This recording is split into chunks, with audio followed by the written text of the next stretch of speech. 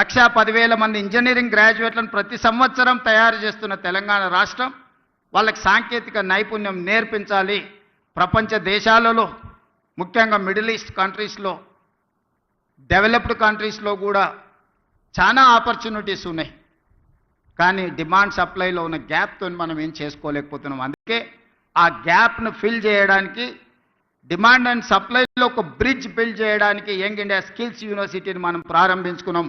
Young India skills university public private partnership ఈ దేశంలోనే ఒక బెస్ట్ యూనివర్సిటీని తయారు చేయాలని మన నిర్ణయం తీసుకొని ఆ యూనివర్సిటీకి మహేంద్ర అండ్ మహేంద్ర కంపెనీస్ మీకు అందరికి తెలుసు. ఈరోజు రోడ్ల మీద ప్రతి 4 వెహికల్స్లలో ఒక వెహికల్ మహేంద్ర వెహికల్ ఉంటుంది. ఆ గ్రూప్ ఆఫ్ కంపెనీస్ చైర్మన్ మన young India skills university chairperson. ఒక ప్రైవేట్ కార్పొరేట్ కంపెనీ దిగ్గజాన్ని రాష్ట్ర ప్రభుత్వం ఒప్పించి మన తెలంగాణ రాష్ట్ర ప్రభుత్వం ప్రారంభించుకున్న యంగ్ ఇండియా స్కిల్స్ యూనివర్సిటీకి ఈరోజు చైర్పర్సన్గా ఉన్నాడు. ఈరోజు మహేంద్ర యూనివర్సిటీ ఉన్నది ఇక్కడ. సక్సెస్ఫుల్గా వాళ్ళు ఒక అకాడమీని నడపగలుగుతున్నారు.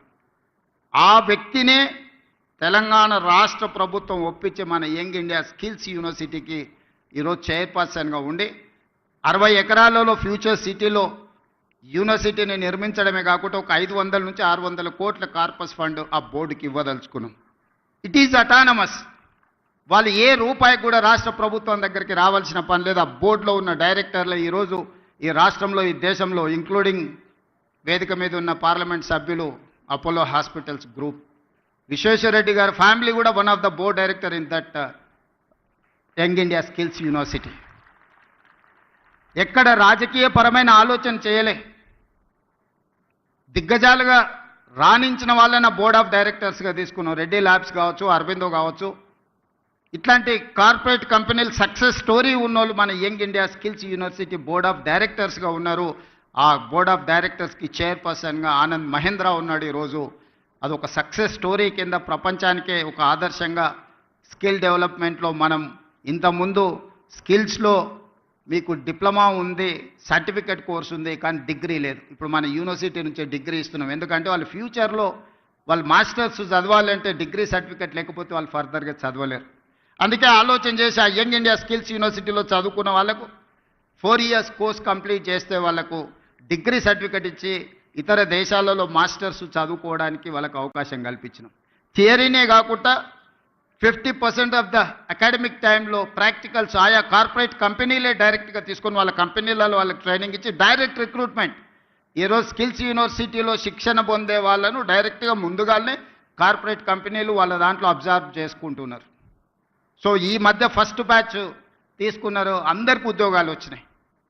అందరికి ఎంతమంది చేరారో 100% యంగ్ ఇండియా స్కిల్స్ యూనివర్సిటీలో జాయిన్ అయిన ప్రతి యువకుడికి, యువతికి ఈరోజు ఉద్యోగ భద్రత ఉన్నది. మీ అందరి మరి భాగస్వామ్యంతో ఇప్పుడే సిటీ కమిషనర్ గారు చెప్పారు, సివి ఆనంద్ గారు చెప్పారు, ప్రభుత్వ పాఠశాలలకు లాగా కాకుండా అని. ఈరోజు మేము మా ప్రభుత్వం ముఖ్యమంత్రి గారి పర్యవేక్షణలో ఈరోజు 2 ప్రధానమైన కార్యక్రమాలు. ఈరోజు వైద్యం, తర్వాత విద్య. ఈ విద్యకు, వైద్యానికి సంబంధించి రేపు రాబోయే కాలంలో కూడా ప్రభుత్వ పాఠశాలలు అతి త్వరలో అంతర్జాతీయ విద్యా ప్రమాణాలతో కూడుకొని ఉన్న ప్రభుత్వ పాఠశాలలతో మన పోలీస్ పాఠశాలలు కూడా పోటీగా నిలబడే కార్యక్రమాన్ని నిర్వహించబోతాం. అదొక వంతు, ఇదొక వంతు మా బాధ్యతలో భాగంగానే ముందుకు తీసుకెళ్లే కార్యాచరణ తీసుకుంటాం. ఈరోజు మీరు అందరూ కూడా చూస్తూ ఉన్నారు, ముఖ్యమంత్రి గారు హోంశాఖను కూడా నిర్వహిస్తూ ఉన్నారు. ఆ సందర్భంలో మరి దీంట్లో చదువుతూ ఉన్న పిల్లలకు సంబంధించి యూనిఫామ్స్ ఏ విధంగా ఉండాలి అంటే మైక్రో డీటెయిలింగ్ కూడా వారే చేయటం జరిగింది. షూస్ ఏ విధంగా ఉండాలి, బ్యాగ్స్ ఏ విధంగా తీసుకెళ్ళాలి. ఈరోజు ఇక్కడ చదువుతూ ఉన్న ఆ విద్యార్థి ఇటే ఒక 100 గజాల దూరం పోతే ఇంటర్నేషనల్ స్కూల్స్ ఉంటాయి. ఆ ఇంటర్నేషనల్ స్కూల్స్లో చదువుతూ ఉన్న పిల్లలతో సరిసమానంగా వారు వేసుకున్న బట్టలు కానీ, తర్వాత విద్యా ప్రమాణాలతో కూడుకొని ఇక్కడ ఇప్పుడే చెప్పారు సివి ఆనంద్ గారు, ప్రిన్సిపల్ కూడా సెలెక్ట్ చేస్తూ ఉన్న సందర్భంలో 4-5 మార్లు ఆ సెలక్షన్ ప్రాసెస్లో మరి అన్ని చర్యలు తీసుకొని ప్రిన్సిపల్స్ కూడా ఫ్యాకల్టీని కూడా మంచి ప్రమాణాలతో కూడుకున్న విద్యా వ్యవస్థను స్థాపించాలని చేసిన ప్రయత్నాన్ని కూడా వారు తెలియచేయటం జరిగింది. అందుకోసం ప్రైవేటు విద్యకు ధీటుగా ఈరోజు ప్రభుత్వ విద్యను ముందుకు తీసుకెళ్లే భాగంలో ఈరోజు పోలీసుకు సంబంధించిన ఈ స్కూల్ను కూడా నిర్వహణ చేయాలనే ఒక దృక్పథంతో మరి ముందుకెళ్తా ఉన్న సందర్భంలో పోలీసు ఉన్నతాధికారులు అందరు అఫీషియల్స్ మరి 100 రోజుల్లో ఇది కంప్లీట్ చేయాలని ముఖ్యమంత్రి గారి ఆలోచన మేరకు యుద్ధ ప్రతిపాదిక మీద దీంట్లో భాగస్వాములై నిలిచిన అనేక మంది ఇప్పుడే చాలామంది కూడా డోనర్స్ వచ్చి ముందుకొచ్చి దాంట్లో మా గౌరవ శాసనసభ్యులు అనిల్ రెడ్డి గారు నాట్ ఓన్లీ యాజ్ ఏ ఇక్కడే పక్కన వారు పెద్ద ఎత్తున విల్లాస్ కట్టారు.